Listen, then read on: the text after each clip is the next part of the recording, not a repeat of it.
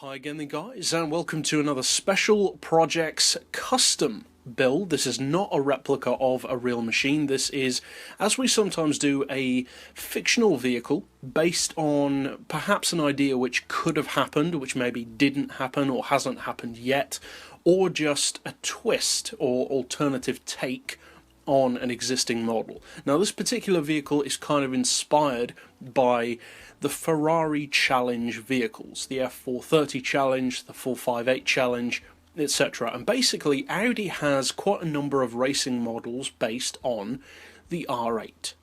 But interestingly enough, they don't have a one-make, driver-based, low-budget Cup series. In effect, Audi's equivalent to the Ferrari Challenge series. But what if they did?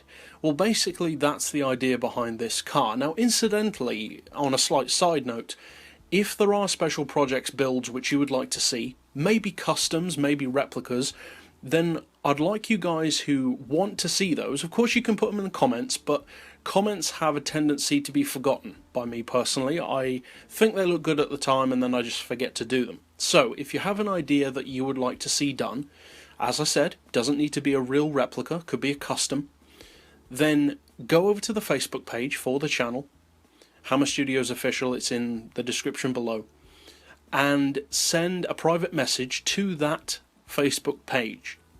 So then I'll have a permanent record that I can go straight to, because I get far too many comments on here to be able to keep track of them, and then I'll list those and work through them to add to the existing special projects which we're already going to do.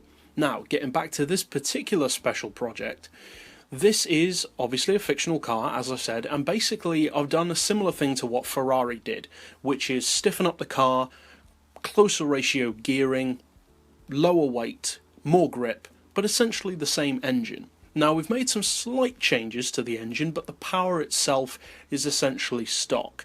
Now as far as the visuals, like with the Challenge cars, I envision this as being a vehicle which is relatively close to the stock visuals, no crazy wings, not that we have the option to do that anyway. I have fitted the flat floor, which is one of the reasons why I chose this model over the V10, because you can't do that on that model. Or as far as I can remember you can't anyway. I've also painted this model yellow. As you can see, I've chosen Imola yellow, which comes from the Audi RS4. We're keeping it on brand.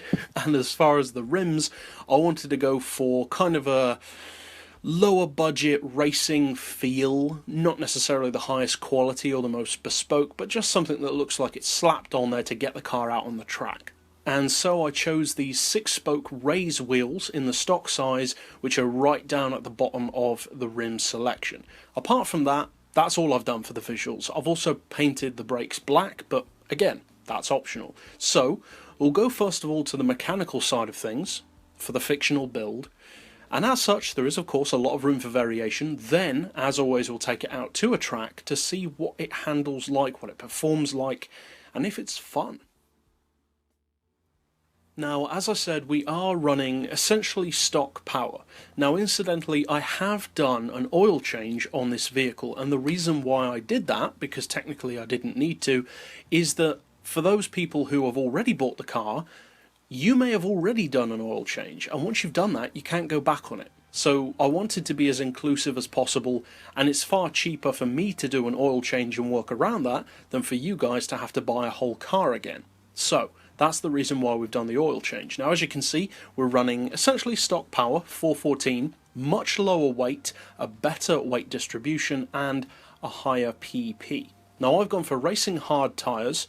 Again, you don't want it to feel perfect, but it is a race car by design, so you want it to feel better. Again, for the brakes, obviously we've uprated those. For the suspension, I've reduced the ride height to 100mm front and rear. Springs have increased to 10 and 15 respectively, the dampers to 4, anti-roll I've left on 3, with neutral camber and toe. We'll come back to the gearbox in just a second. I've uprated the clutch, flywheel and prop shaft. Centre diff, as you can see, I've got on 1090, so much more like a rear-wheel drive car. You don't have to do that though, you could go for a 50-50 or obviously whatever you want. As far as the regular diff, in effect, we've got the lowest initial torque, highest acceleration and highest braking. Now, as always, you can change that. There's nothing wrong with that at all. It's totally down to personal preference. That's just the numbers that I like. Now, as far as the power, this is where you have some options, because you don't necessarily need to do what I've done.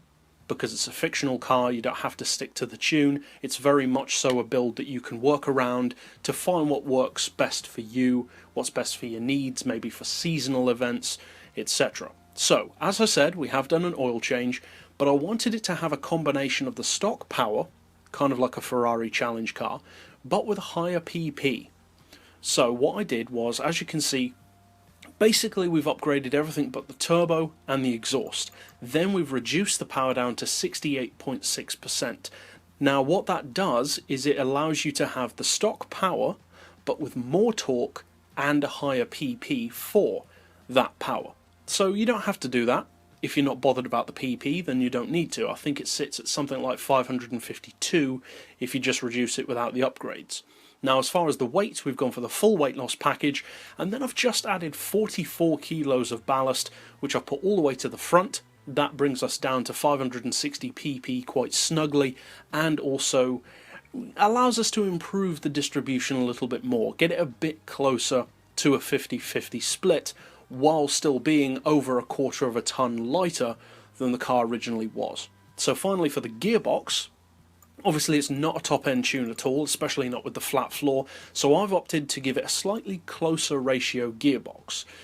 I've gone for an auto setting of 180, as you can see, then with individual gears of 4.2, 2850, 2125, 1650, 1350 and 1150, and a final drive of 3.3. And if you find that you need a little bit more top-end speed, of course you could go straight to that final drive and reduce it a bit, or increase it for vice versa. But that's it overall for the build. Now let's, as we always do, take it out to a track. Now overall this build isn't necessarily designed to be something that's going to dominate every track, give you the best lap time in all circumstances, or beat anything that it goes up against. This is, although yes, a competition build, it's more the kind of car which I envision as being a one-make base car, something which you could build a whole field of cars around, and very much again, like a Ferrari Challenge series or a Volkswagen Cup car race, you could have an entire field of cars using this build with loads of different colours, and have that kind of one manufacturer race championship, but with a car that does genuinely feel like a track vehicle, but not with a ridiculous amount of power, so even less experienced drivers can still have the chance to enjoy it. Plus, it's a more affordable build, or it would be in real life. It's still quite expensive on the game. So overall, if you do decide to use this challenge-style build for your Audi R8, obviously I hope you find it fun, maybe even competitive for racing as well, and if you'd like to keep up with other builds like this, of course, on the channel, you can do that by checking out the playlist or subscribing down below. But for now, as always, thanks for watching.